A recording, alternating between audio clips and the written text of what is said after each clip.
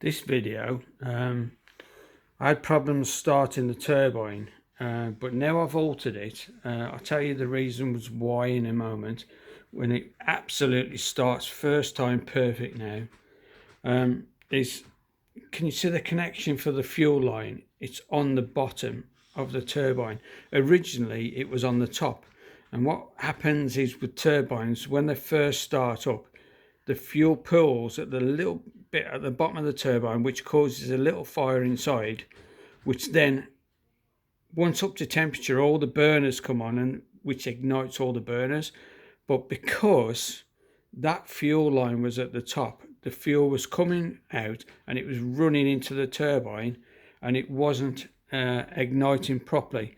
So it's just another tip when installing turbines with igniters in there. It really needs to be at the bottom. All the other planes that I've got around, the Excalibur and the Avanti, all the turbines fitting from the top. So when you're actually fitting the turbine in, it will be at the bottom. But because this one is installed from the bottom, it then requires the turbine to be turned round, so the fuel line itself is at the bottom and the electrical connection is at the top. Then that way it will start perfect every time. Thank you.